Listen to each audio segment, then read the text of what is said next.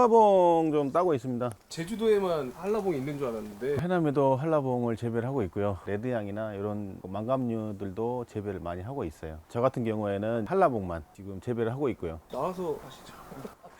여기 하신 지 얼마나 되셨어요? 제가 기농한 지는 올해로 한 7년 차 정도 되는데 아버지가 하시던 거를 제가 물려받아서 지금 하고 있어요. 전에는 어떤 일 하셨어요? 전에는 인터넷 쇼핑몰 개통 쪽에 있었어요. 인천 쪽에 있다가 2016년도에 기농을 했었거든요. 제주도랑 비교했을 때 해남 한라봉은 어때요? 제가 장담하건대 당도는 확실히 제주도 거보다는 좋은 것 같아요. 왜냐하면 토질 차이가 제주도랑 차이가 좀 많이 나요. 제주도 같은 경우에는 양분을 저장할 수 있는 땅 자체가 물이 잘 빠지는 땅이기 때문에 줘도 아래로 그냥 다 빠져버리는 그런 건데, 해남이나 이제 육지 이런 토질 같은 경우에는 양분이 머금고 있다가 나무한테 주는 그런 식으로 올라가는 거죠. 하우스는 몇 동이나 하시는 거예요? 6연동으로 하고 있고요. 평수는 한 700평 정도?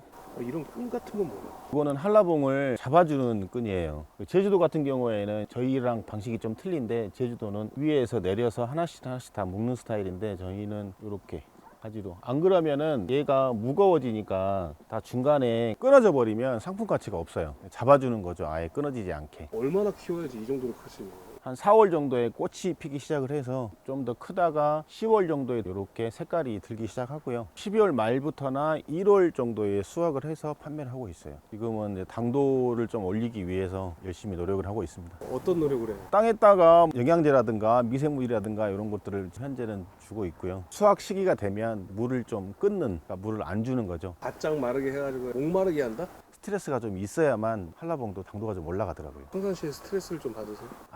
좀 받죠. 달달하시겠네요. 나무 같은 경우는 직접 아버님께서 심으신 네, 아버지께서 심으신 거를 전정을 보통 1년에 한 2번 내지 3번을 시작을 하거든요. 가지치기라 그러죠. 그걸 하고 있고 맛만 들게 색깔이 좀 잘 나오게끔만 관리를 해주는 거죠, 지금은. 이것도 가지치기를 한 건가요? 네, 가지치기를 한 거예요. 봄에 한 번 다 따내고 가지치기를 하는데, 가지만 남겨놓다시피 하는데도 이 정도로 가지가 많이 올라와 있어요. 얘네들은 이제 연식이 좀 덜 됐고요. 이 정도 클려면 한 몇 년 정도? 보통 한 4년? 과일나무라든가 이런 것들은 심어 놓고 바로 수확을 하는 게 아니라 심어 놓고 한 3년에서 4년 정도 기다려야 돼요. 키워야 돼요. 나무가 어느 정도 컸다 싶으면 나무 상태에 따라서 열매를 많이 달리거나 적게 달리거나, 조금 컸는데 열매를 많이 달아버리면 죽어버려요. 잘라줘야겠네요. 전부 다 따버리죠. 그래야만 얘가 자기 몸을 키우기 위해서 노력을 하기 때문에. 여기 듣다 보니까 인생 같다. 힘들어야지 당도도 올라가고. 한라봉에 대해서 간략하게 설명해 줄 수 있으신가요?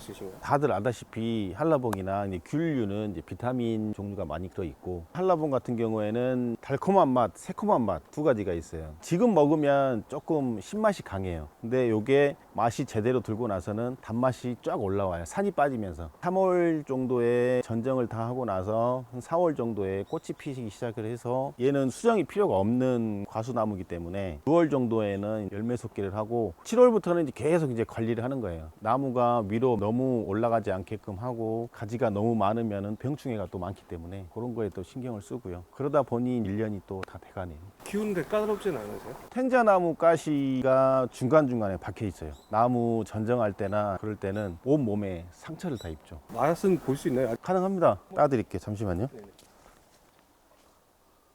지금은 딱 맛있을 때죠? 지금이 맛이 들어가는 과정이죠. 제일 맛있을 때가 1월 중순 이후. 나무 자체가 꽃이 일찍 핀 나무가 있어요. 그런 나무 같은 경우에는 맛이 좀 더 빨리 들고요. 늦게 핀 나무 같은 경우는 좀 늦게 들고. 이건 따서 맛 보시는 걸로. 그냥 귤 까먹듯 까먹으시면 됩니다. 어?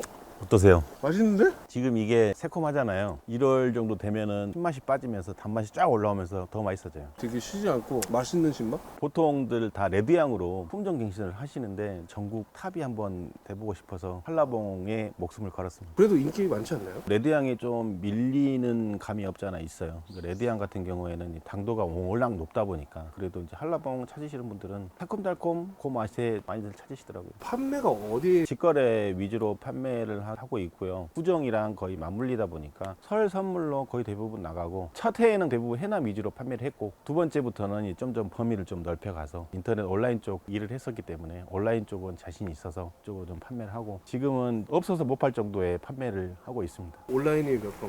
직거래가 거의 한 80% 정도 차지하고요. 온라인이 한 20% 정도.